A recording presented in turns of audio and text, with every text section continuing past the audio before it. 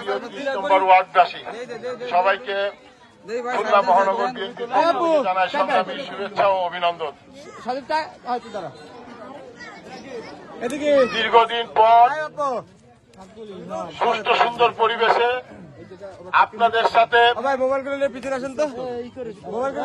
ইফতার যেমন ভাগাভাগি করে নিচ্ছি, আর কিছুদিন পরে ঈদের আনন্দ ভাগাভাগি করে দেবো ইনশাল্লাহ। শফিকুল আলম মনা এবং শফিকুল আলম শহীদ এই দুইজনের নির্দেশনায় আমি আপনাদেরই ছেলে চৌধুরী হাসানুর রশিদ মিরাজ সামান্য ইফতার নিয়ে আপনাদের কাছে হাজির হয়েছি। আপনাদের দোয়া এবং ভালোবাসায় আগামী দিন ধানের শীষ এবং বিএনপি যেন বেঁচে থাকে সেই আহ্বান জানানোর জন্য এসেছি। সবাইকে অসংখ্য ধন্যবাদ। ইফতারের সময় বিএনপির জন্য দোয়া করবেন, খালেদা জিয়ার জন্য দোয়া করবেন, আমার জন্য দোয়া করবেন। খোদা হাফেজ। বাংলাদেশ জিন্দাবাদ।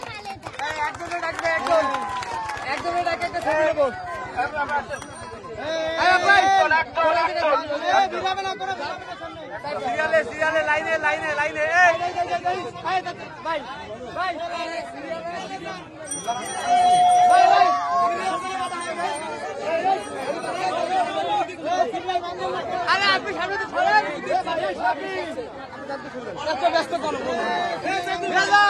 একটা ধরতে হবে। আপনারা যদি সামনে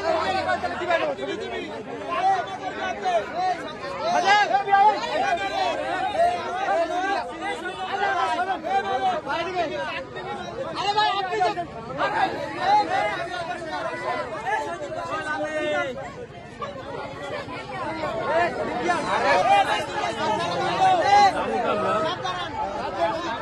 আমাকে দায়িত্ব দেন।